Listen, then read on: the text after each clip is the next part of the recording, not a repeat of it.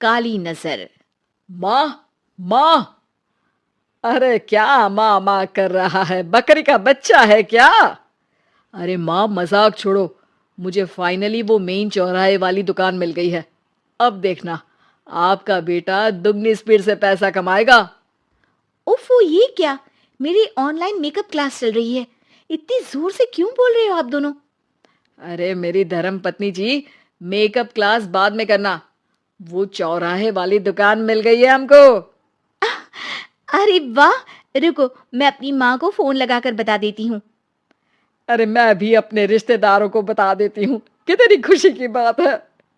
हाँ हाँ, मैं भी अपने दोस्तों को बता देता हूँ। 1 हफ्ते बाद रजिस्ट्री है। बस, घर में खुशी का मौका था। उन तीनों ने अपने अपने फोन उठाए और लोगों में बात फैलाना शुरू कर दिया। और रही सही कसर श्वेता बहू ने अपने पड़ोस में सबको बताकर कर दी। अरे वर्मा आंटी, अब हम भी जल्दी कार ले लेंगे। घर का रेनोवेशन होगा और ठाट से रहेंगे हम भी। अरे, ऐसा क्या हुआ? लॉटरी बाटरी लग गई है क्या? अरे, इस बार चौराहे वाली मॉल में हमको भी दुकान मिल गई है। दुकान नंबर 21, जो एकदम चौराहे पर है। अब ग्राहक बढ़ेंगे तो आमदनी भी बढ़ेगी ही ना। अरे वाह, कितनी खुशी की बात है। मैं बहुत खुश हूँ तुम्हें इतना खुश देख के। बाकी एक बात कहूँ, सबको मत बताते फिरना। किसी की नजर लग जाएगी तो खुशी की खबर वापस लौट जाएगी। हैं? ऐसे थोड़ी ना होता है। अब डरा रही हो। अरे सही कह रही हूँ। काली नजर कहते हैं इस चीज को, जब आप किसी को कुछ बताओ और वो काम बिगड़ जाए। अरे लेकिन मैं तो। तुमने सबको बता दिया ना? हाँ, फोन लगा लगा के। अब बच के रहना। काली नजर बड़ी खतरनाक होती है। श्वेता इतनी खुश रहती है कि वो वर्मा आंटी की बात पर ध्यान ही नहीं देती, जबकि पड़ोस में और भी लोगों से खुशी की खबर शेयर करती रहती है।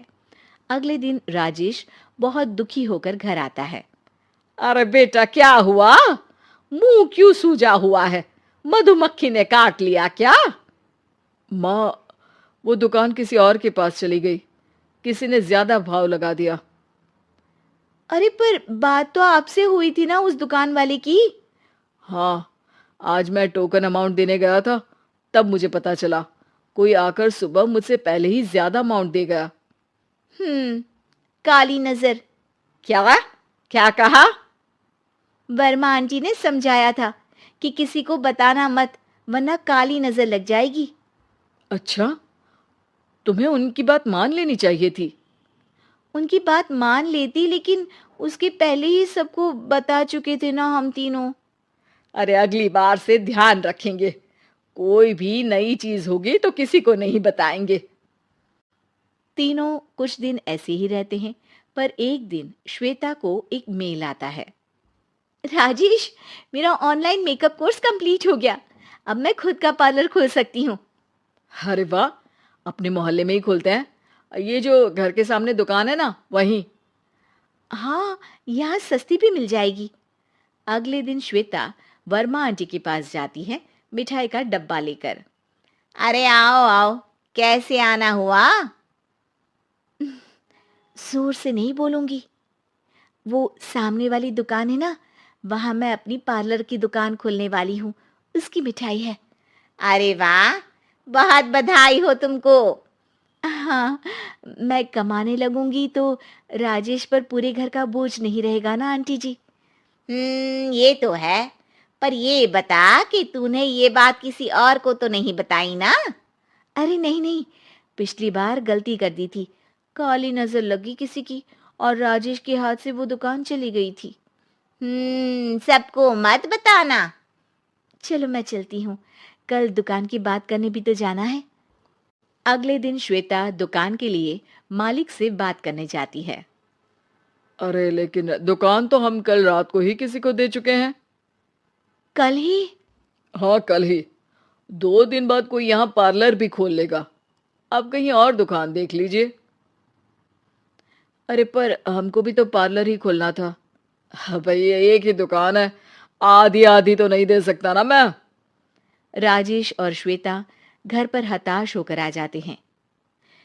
इस बार तो किसी को बताया भी नहीं था, अब किसकी काली नजर लग सकती है।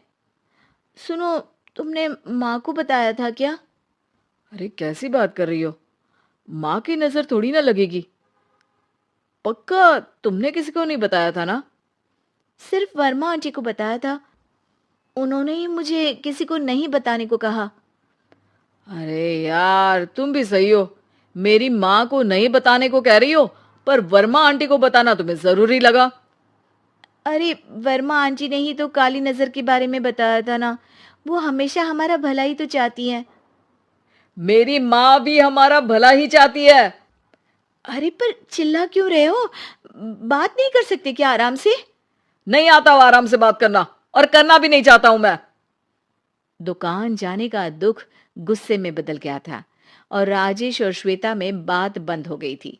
2 दिन बाद मोहल्ले में पार्लर का इनॉग्रेशन हुआ, जिसमें मोहल्ले के सभी लोगों को बुलाया गया, पर श्वेता, राजेश और माँ नहीं जाते। माँ, अंदर आ जाओ, क्या देख रही हो? अरे नया पार्लर देख रही हूं अपने आंगन से।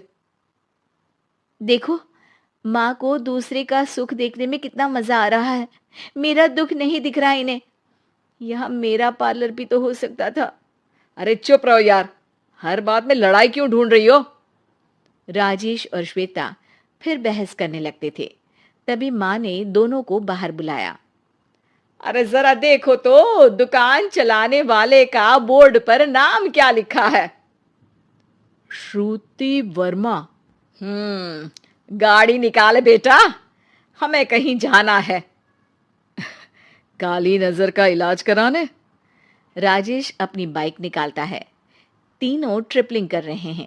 माँ राजेश को उस मॉल वाली दुकान पर लेकर जाती है, जहां राजेश अपनी दुकान खोलने वाला था। यही दुकान लेना चाहता था ना तू? हाँ, पर इनको भी दुखी करने लेकर आई हो क्या यहाँ पर दुकान दिखाकर? वहाँ काफी नहीं था? अरे श्वेता, थोड़ा सब्र रख, अभी पता चलेगा कि हम यहाँ क्यों आए हैं। बता, इस दुकान चलाने वाले का नाम क्या है? अनुपम वर्मा। कुछ समझ में आया? वो दुकान वाली श्रुति वर्मा, ये दुकान वाला अनुपम वर्मा, और हमारे पड़ोस में हमने उस दुकानों के बारे में बताया किसको था? अब वर्मा आंटी को। मतलब वर्मा आंटी ही हमारा काम बिगाड़ रही है? नहीं नहीं, ऐसा नहीं हो सकता, ये बस इत्तेफाक है।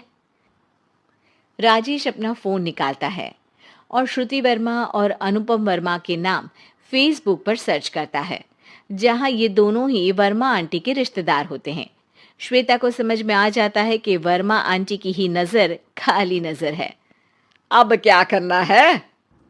कोई भी खुशी की खबर हो तो काली नजर से बचना है, यानी वर्मा आंटी से बचना है। अरे पर मुझे ये समझ में नहीं आया कि वो हमारे साथ ऐसा क्यों करेंगी। अरे बेटा, एक सीख है, दूर के आदमी को आपकी तरक्की से कम परेशानी होगी, पड़ोसी को ज्यादा। दोनों माँ की बात में हामी भरते हैं और अगला काम चुपचाप करने की कसम खाते हैं, ताकि आगे से वर्मा आंटी कोई काम ना बिगाड़ सके।